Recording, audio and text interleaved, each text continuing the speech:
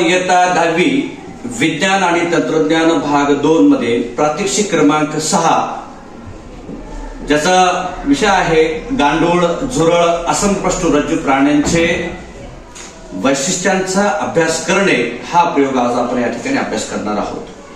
विद्यार्थ्यांनो, प्राणी सृष्टीचे असंप्रष्टरज्जू व समप्रष्टरज्जू असे दोन गट असतात। आज आपण प्रथम असंप्रष्टरज्जू प्राण्यांची वैशिष्ट्ये अभ्यासणार आहोत आणि त्यानंतर गांडूळ व झुरळ यांचे वैशिष्ट्याचा आपण अभ्यास करणार आहोत। असंप्रष्टरज्जू प्राण्यामध्ये शरीराला पृष्ठरज्जूचा आधार नसतो, अंतकंकाल नसते, आतल्या बाजूस आधार देणारी रचना जी असते ती नसते, ग्रसनी कल्ला विगरे नसतात, हृदय असेल तर ते पृष्ठ बाजूस असते, चेतारज्जू असले तर ते शरीराच्या आधार बाजूस असते व त्याचबरोबर ते भरीव व युग्मक प्रकाराचे हे असतात। हे वैशिष्ट्य आपण अभ्यास केलेला आहे।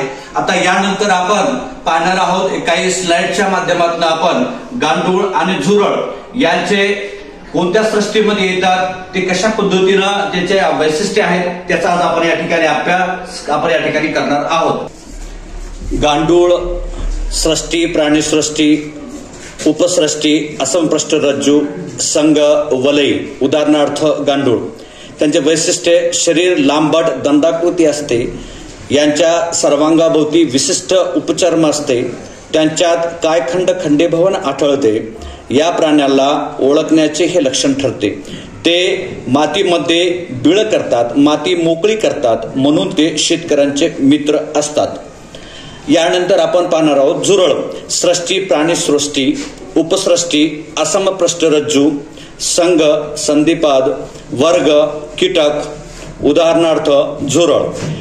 झुरळ हे जमिनीवर राहणारे प्राणी आहेत। त्यांना दमट, उबदार आणि अचूक परिस्थिती आवडते। ते रात्री राहणारे आहेत। शरीराचे 3 भाग असतात, डोके, वृक्ष आणि उदर। त्यांच्या शरीरावर कायटिनयुक्त लालसर तपकिरी बाह्य कंकाल असते।